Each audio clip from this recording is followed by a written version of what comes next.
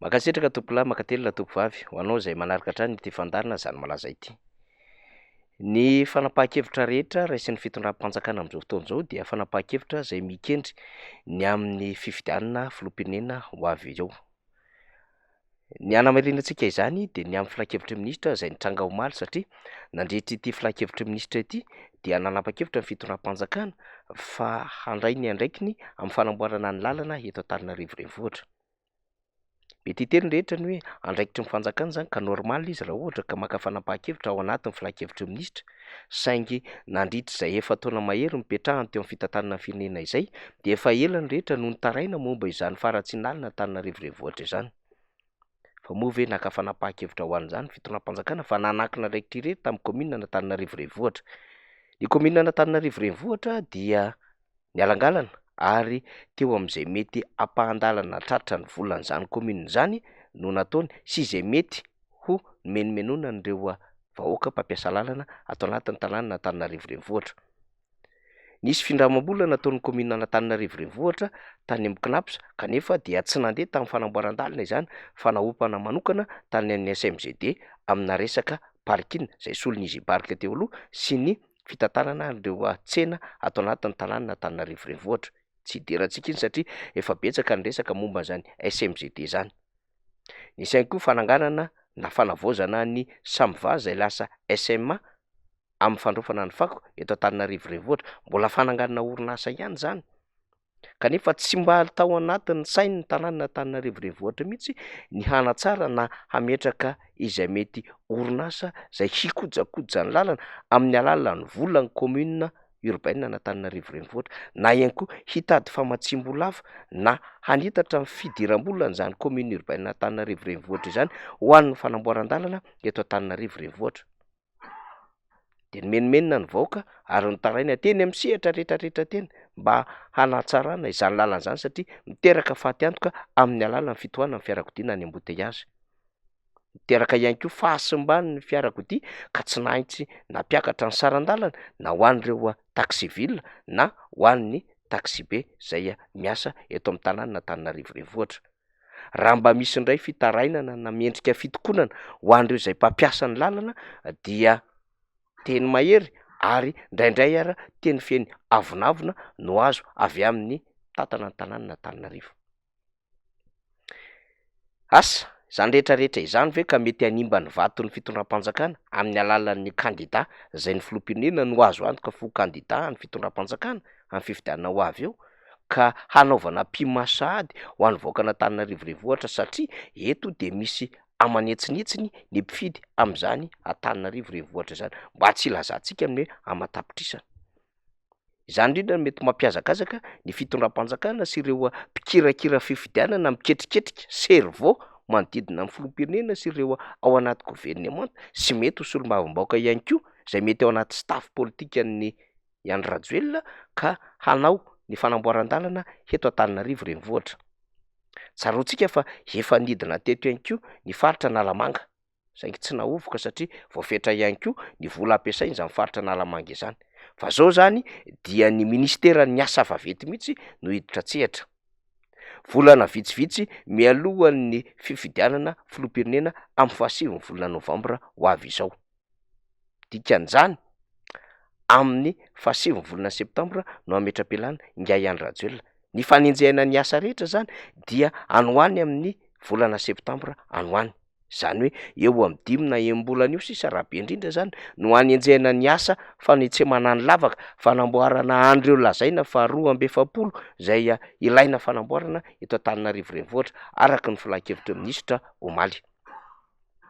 Fanontaniana mipetraka dia hoe ho tratra sy ho vita ve ny manetsina ny lavaka rehetra amin'ny kion-dalana sy ny elakelan-dalana rehetra eto Antananarivo renivohitra. Satria voatery tsy maintsy hanao an'izany ny ministeran'ny asa vaventy noho ny amena hoy ny filan-kevitry minisitra dia natao ho appel d'offre restreint izany fanamboaran-dalana izany. Famaizana tena famaizana izany satria tsy maintsy hanao mpimaso ny vatona Antananarivo ny fitondram-panjakana. Ankoatry ny any amin'ny faritra izay hanaovan'ireo solombavambahoaka miara-dalana amin'ny fitondram-panjakana ary nisy fivorian'ny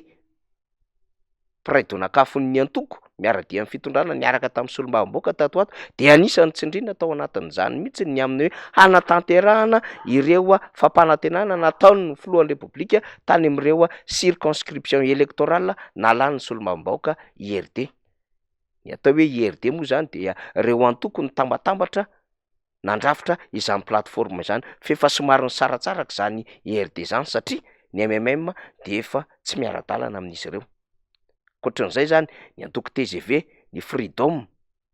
na niaraka isika zay mety ao anatin'ny URD io ka manana solombavamboaka no manamafy an'izay plateforme zay, ka reo ny tsy maintsy tambatambazana mba tsy hoany amin'ilay solombavamboaka zay efa mieritreritra ny ho candidat atsy reo ny tsy maintsy ho tambatambazana mba tsy hanohana na mety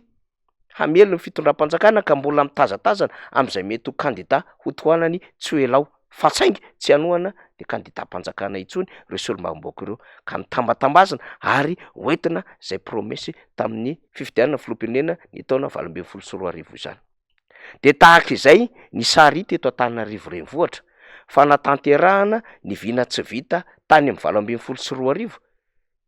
fanetsemana ny tsy vita ny tanàna Antananarivo renivohitra ary izay tsy tratra ny volan'ny faritra Analamanga teto amin'ity Antananarivo renivohitra ity ka ho avy ny fifidianana manaraka mba hitsarana an'ilay fitondram-panjakana de hiazakazahana aloha sitriny ahay mba miena ny vavamboaka eto Antananarivo renivohitra saingy tsy hanovana inona zany satria fantatry ny rehetra fa fitondram-panjakana tsy mahavita inona no misy eto Madagasikara. Endriky ny famonoana afo ihany zany ankoatra ny fahamaizana politika sy ny mety ho fiarovana ny tsisin'ny vava-mahery sy ny vava-masika avoaka ny vahoaka Antananarivo ankoatra ny efa hoe mafy ny vidim-piainana amin'ny fiakarana, mafy ny délestage,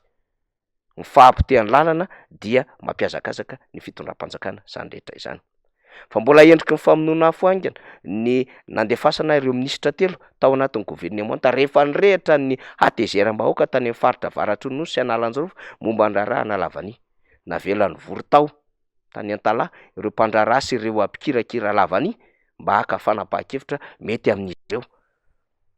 Tsy lay fanjakana ny avinavi-kevitra tamin'ny alala minisitra sy ny présidence zay namory mpandraraha teny avoloha volana vitsilasa izay no misy ary nizingizina tamin'ilay prix plancher $250 amin'ny vany zay efa azo aondrana no misy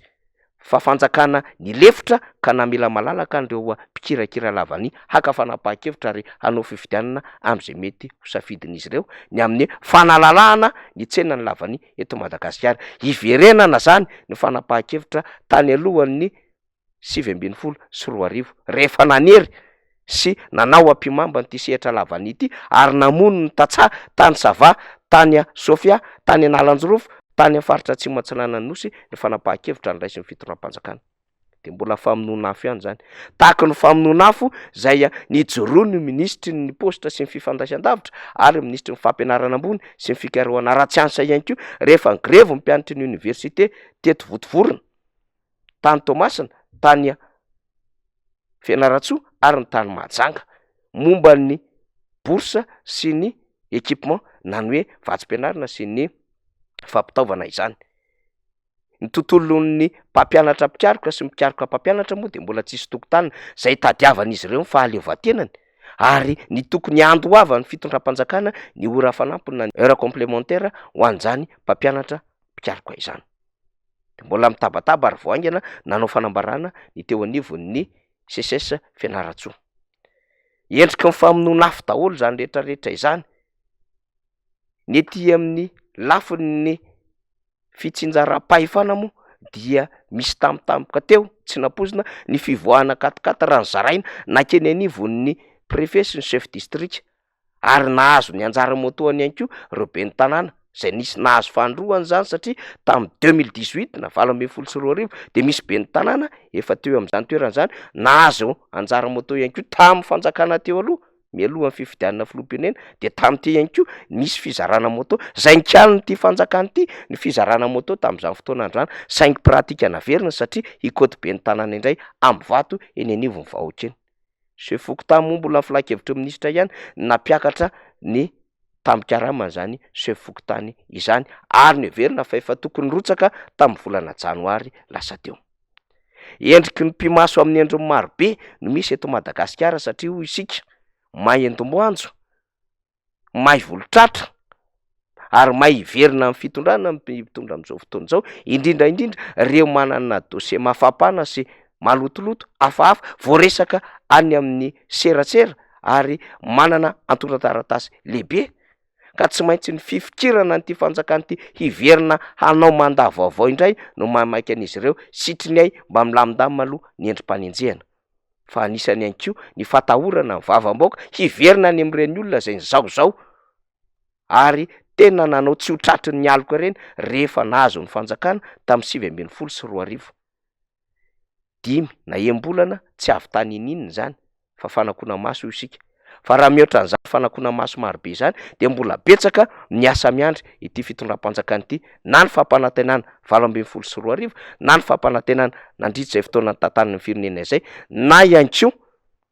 ireo asa miandry izay voasoratra tao anatin'ny teti-bolam-panjakana araka ny filana fototra teny anivon'ny faritra sy ny distrika rehetrarehetra teny, araka ny conférence budgétaire izay fataon'ny ministera ny toe-karena sy ny